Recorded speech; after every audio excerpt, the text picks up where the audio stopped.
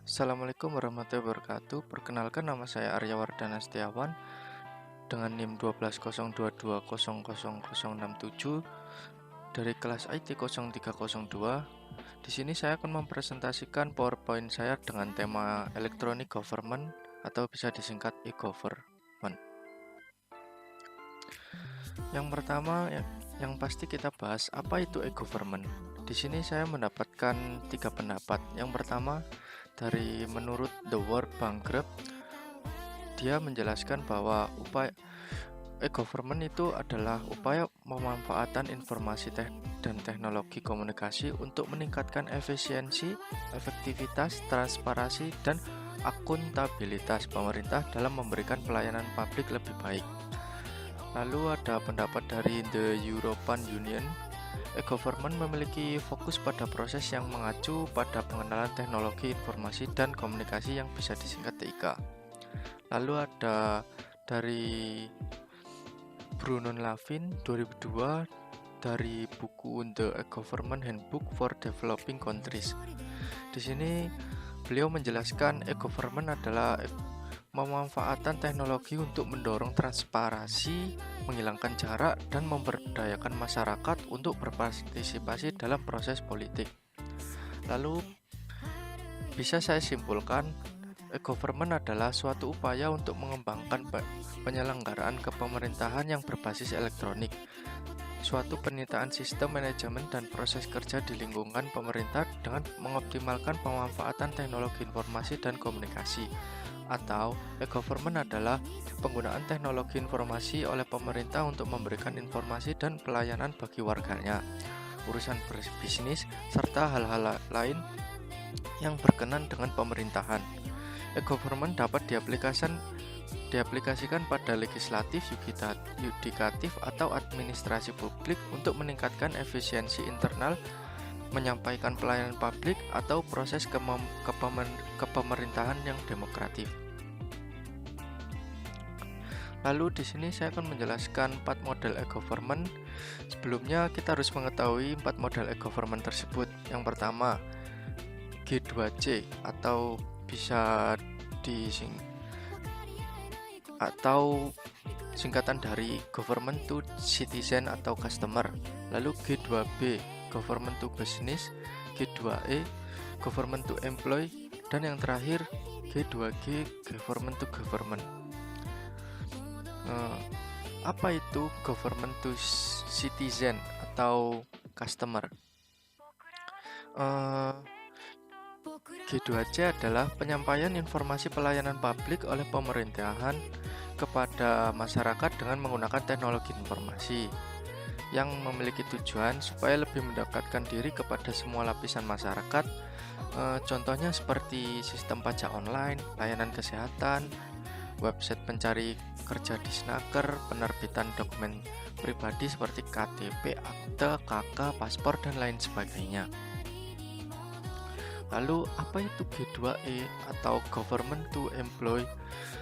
Government to Employ adalah penyampaian informasi pelayanan publik oleh pemerintah tidak hanya kepada masyarakat, tetapi juga melayani lebih spesifik kepada para pegawai atau karyawan yang memiliki tujuan memberikan pelayanan dan kenyamanan terhadap para pegawai dan karyawan. Contohnya seperti BPJS Kesehatan, BPJS Ketenagakerjaan. Lalu, apa itu Government to Business? Government to Business adalah sistem atau layanan e-government yang memungkinkan komunikasi dan interaksi antar institusi pemerintahan dengan perusahaan atau institusi bisnis. Pemerintahan membuat lingkungan bisnis yang kondusif dalam suatu negara agar para pelaku industri bisa aman dan nyaman dalam menjalankan bisnis mereka. Contohnya itu seperti pajak perseroan, pengurusan pendaftaran perusahaan, peraturan pemerintah, hak paten, dan lain sebagainya.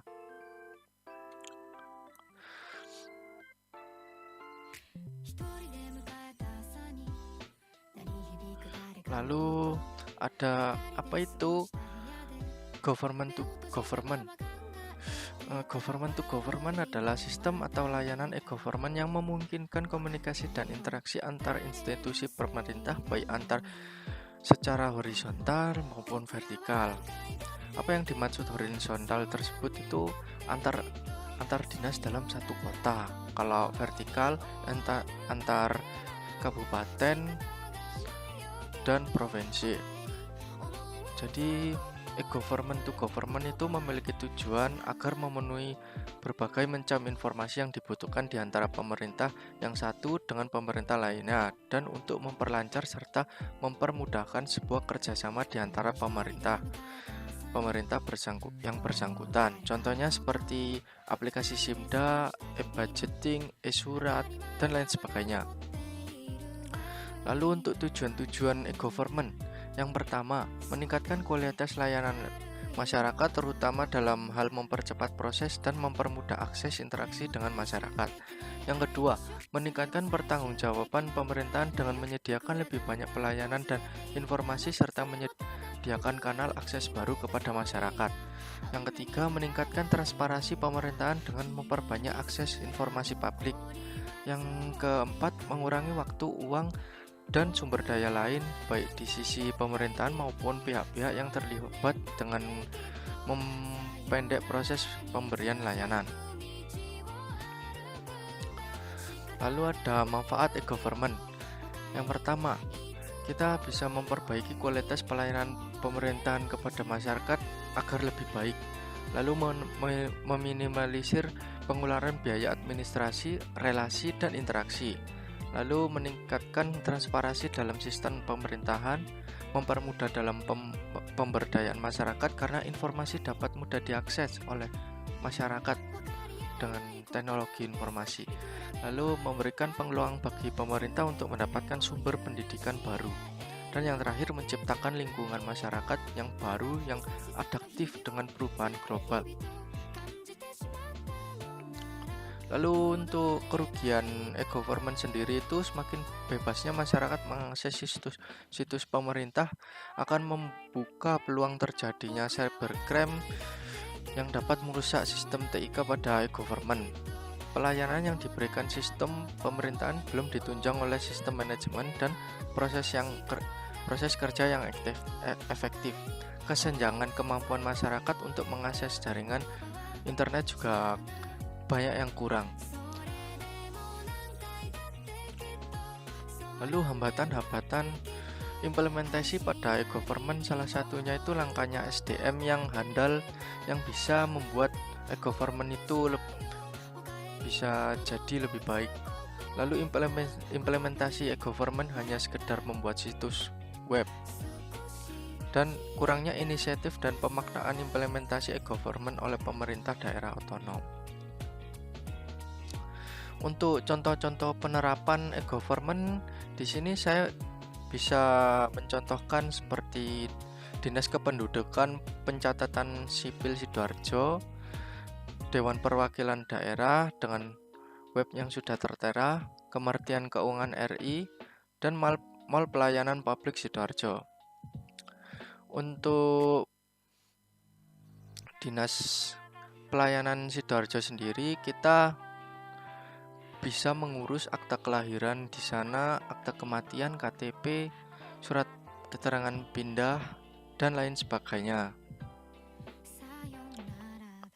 Untuk Dewan Perwakilan Daerah sendiri, untuk webnya itu kita bisa mengakses data, bukan data tapi berita terbaru pada Dewan Perwakilan Daerah, seperti DPR, DPD RI hadiri Kongres Ekologi Internasional NEFSKY. Lalu kita bisa lihat produknya, profil Dewan Perwakilan Daerah sendiri, anggota-anggotanya, serta publikasi dan lain sebagainya. Lalu untuk Kementerian Keuangan Republik Indonesia sama seperti DPD tadi, cuman di sini dia ada informasi publik dan Mall Pelayanan Kemenku. Lalu yang terakhir adalah Mall Pelayanan Publik Kabupaten Sidoarjo. Di sini Mall Pelayanan Publik Sidoarjo ini berguna untuk mengambil sebuah elektronik KTP atau KK yang sudah diurus dalam Dinas Pelayanan yang web tadi. Dan fitur-fiturnya itu ada profile, layanan, agenda, dan lain sebagainya. Di sini saya sudah pernah mengambil eKTP dari Mall Pelayanan Publik. Mungkin itu saja dari saya. Jika ada salah kata mohon dimaafkan. Assalamualaikum warahmatullahi wabarakatuh.